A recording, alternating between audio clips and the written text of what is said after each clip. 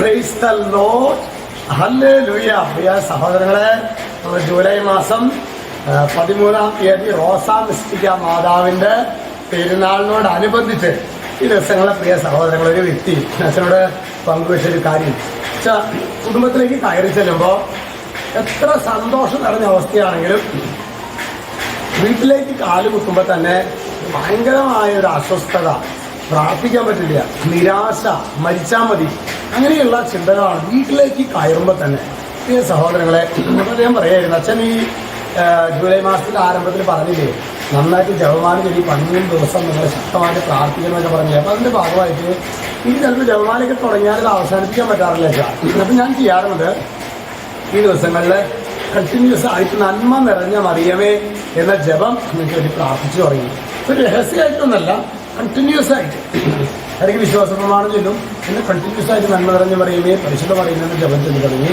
ഞാൻ പറയായിരുന്നേ, വന്ന അത്ഭുതം, വീട്ടിൽ വന്ന അത്ഭുതം എന്താണെന്ന് അറിയാവോ അച്ഛാ? എനിക്ക് കുടുംബത്തിൽ കയറുമ്പോഴും ഭയങ്കരമായൊരു ആനന്ദം, പ്രാർത്ഥിക്കാനായിട്ടുള്ളൊരു അഭിഷേകം, ടി വിയിൽ വചനം കേൾക്കാൻ, വചന ശുശ്രൂഷകൾ, കൺവെൻഷൻസ് ഒക്കെ കാണാനായിട്ടുള്ള ഒരു അനോയിന്റിങ് കർത്താവ് നൽകി എന്ന് ഒരു സഹോദരൻ പറയുന്നുണ്ടായി. ഹല്ലേലൂയ. അതാണ് സഹോദരങ്ങളെ, നിരന്തരം എപ്പോഴും പ്രാർത്ഥിക്കുകയും പറയുന്നില്ലേ, എപ്പോഴും പ്രാർത്ഥിക്കുമ്പോൾ നമുക്ക് അതിൻ്റെ മാറ്റങ്ങൾ നമ്മുടെ കുടുംബങ്ങളിൽ നമുക്ക് കാണാൻ പറ്റും. പക്ഷെ പിശാച് എളുപ്പമല്ല, അവൻ പ്രാർത്ഥിക്കാനായിട്ട് സമ്മതിക്കില്ല. പക്ഷെ പ്രാർത്ഥിക്കുമ്പോൾ, നിരന്തരം പ്രാർത്ഥിക്കുമ്പോൾ വ്യത്യാസം ഉണ്ടാകും. പിന്നെ അതുപോലെ തന്നെ നമ്മൾ പ്രത്യേകം ശ്രദ്ധിക്കേണ്ട ഒരു കാര്യമാണ്, നമ്മുടെ വിലപ്പെട്ട സമയം പാഴാക്കരുത്. സോഷ്യൽ മീഡിയയിലും അല്ലെങ്കിൽ മറ്റു ഇതിലൊന്നും ഈശോയുടെ കൂടെ ആയിരിക്കാൻ നൽകുന്ന സമയം നമ്മൾ അലക്ഷ്യമായിട്ട് ഉപയോഗിച്ചു കഴിഞ്ഞാൽ വി ആർ കൾപ്പബിൾ, നമ്മൾ കുറ്റക്കാരാണെന്ന കാര്യം മറന്നേക്കരുത്. അത് ഞാൻ പ്രത്യേകം പറഞ്ഞു. നമ്മൾ പുറകോട്ട് പോയേക്കരുത്, ശക്തമായ വിധത്തിൽ പ്രാർത്ഥനയിൽ മുന്നേറുക, സ്വൈല അഭിഷേകം നിങ്ങൾക്ക് തരും. ഹല്ലേലൂയ.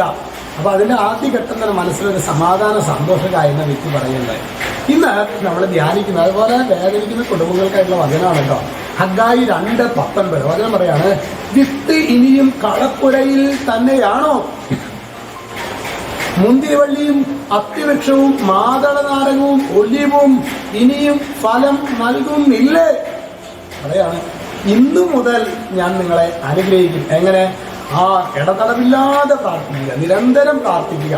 വരുന്ന വ്യാഴാഴ്ചയിൽ നമ്മൾ ഈ 10 ആഴ്ചയിലെ കുടുംബങ്ങളുടെ ശുശ്രൂഷയ്ക്ക് എന്തിനു വേണ്ടിയാണെന്ന് വിചാരിച്ച സഹോദരങ്ങളെ, നമ്മുടെ കുടുംബത്തിലെ ഏറ്റവും വലിയ പൈശാചിക പീഡനം എന്താണെന്ന് അറിയാമോ? കുടുംബത്തിൽ പ്രാർത്ഥിക്കാൻ പറ്റില്ല. ഒറ്റയ്ക്ക് കുടുംബ പ്രാർത്ഥനയില്ല, ചെയ്യാൻ പറ്റില്ല, അല്ലെങ്കിൽ കുടുംബത്തിൽ പ്രാർത്ഥിക്കാൻ പറ്റില്ല. ഒറ്റയ്ക്കായിരിക്കുന്ന സമയത്ത് പ്രാർത്ഥിക്കാൻ പറ്റില്ല. പിന്നെ എങ്ങനെയാ സഹോദരങ്ങളെ കൂട്ടമായിരുന്നു പ്രാർത്ഥിക്കുന്നത്? ഇനി അങ്ങനെ ഒറ്റയ്ക്കായിരുന്ന സമയത്ത് പ്രാർത്ഥനയില്ല എങ്കിൽ കൂട്ടമായിട്ടുള്ള കുടുംബ പ്രാർത്ഥനയുണ്ടല്ലോ, ആ കുടുംബ പ്രാർത്ഥന യാന്ത്രികമായിരിക്കും. പ്രത്യേകിച്ചൊരു ഫലം അതൊന്നും ഉണ്ടാകാൻ സാധ്യത കുറവാണ്. അതുകൊണ്ട് നമ്മുടെ കുടുംബങ്ങൾ പ്രാർത്ഥനയുടെ ഒരു ആലയങ്ങളാക്കിയിട്ട് രൂപാന്തരപ്പെടുത്തേണ്ടതുണ്ട്. അങ്ങനെ ചെയ്യുകയാണെങ്കിൽ വചനം പറയുന്നത് പോലെ ഇന്ന് മുതൽ ഞാൻ നിങ്ങളെ അനുഗ്രഹിക്കും. സംശയം ഉണ്ടെങ്കിൽ ചെയ്തൊക്കെ 10 ചെയ്യുന്ന സമയത്ത് ആവർത്തിച്ച് നന്മ നിറഞ്ഞ മറിയുമേ എന്നാൽ ജപം ചൊല്ലി പ്രാർത്ഥിക്കുക. ഇടയ്ക്ക് വിശ്വാസമാണ് ചൊല്ലി പ്രാർത്ഥിക്കുക. വലിയ മാറ്റം നമ്മുടെ കുടുംബങ്ങളിലുണ്ടാകും. നിങ്ങൾ സെന്റ് മേരീസിൽ വന്നാൽ അച്ഛനോട് പറയും, ഞാൻ ആ വീഡിയോയിൽ ഒരു ദിവസം കേട്ടപ്പോൾ അതൊരു കാര്യമാണല്ലോ, വീട്ടിൽ പ്രാർത്ഥിക്കാൻ പറ്റില്ലായിരുന്നു, പക്ഷേ ഞാൻ പിന്നെ ജപമാലയായിട്ടൊന്നുമല്ലോ, ആവർത്തിച്ച് നന്മ നിറഞ്ഞ മറിയുമ്പോൾ ചൊല്ലി പ്രാർത്ഥിച്ചു തുടങ്ങി. കുടുംബത്തിൻ്റെ അന്തരീക്ഷം കർത്താവ് ഏറ്റെടുത്തു എന്ന് നിങ്ങൾ പറയുമാറ് കർത്താവിൻ്റെ ഇടപെടലുണ്ടാകും. ഈശോ നിങ്ങളെല്ലാവരെയും അനുഗ്രഹിക്കട്ടെ. രക്ഷിതാവായ യേശുക്രിസ്തുവിന്റെ നാമത്തിൽ ആശീർവദിക്കുന്നു, ഇപ്പോഴും എപ്പോഴും എന്നേക്കും. ആമേൻ.